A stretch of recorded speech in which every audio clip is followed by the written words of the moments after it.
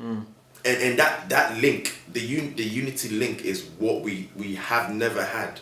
Yeah. And that's where you need to go. You need to go. Like, it's free. Like, literally, you can go as a West African to any West African country without a visa. Since what's that thing they've... ECOWAS. Yeah, That's been there for... Are they not about to have their 100th birthday?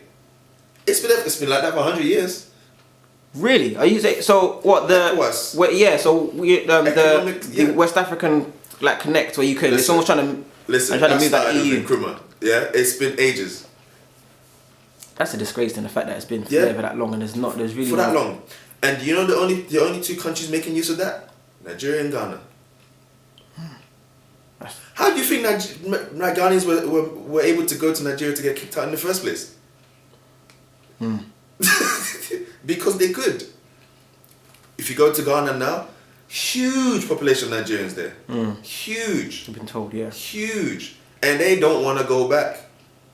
Huge. And there's huge populations of Ghanaians in Nigeria. They're all teachers.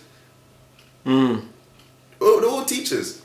I have two uncles that have been in Nigeria for 60 years.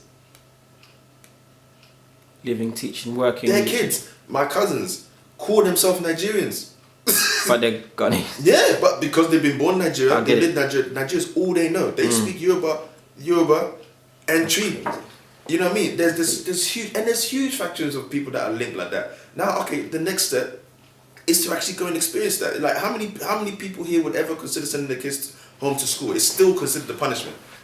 I know, yeah, of course, you know? Of course. No, but that's what I got. It's still considered a punishment. Like, these are the things that you need to tackle first before, otherwise it's always going to be a temporary thing, a phase where you're like, oh yeah, let's celebrate. Oh, it's died down until the next time. I think, I'm not even thinking, you are definitely right in that sense.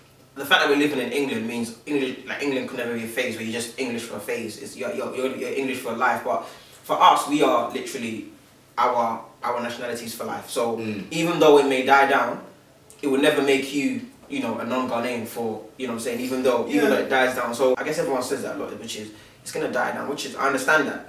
I think the challenge is to keep it.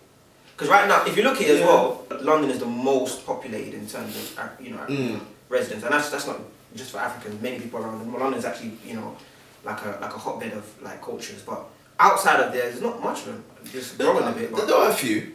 So Newcastle, there's a very huge African population. Oxford, there's a very huge African population. In fact, Oxford even more so because they all know each other. They know each other.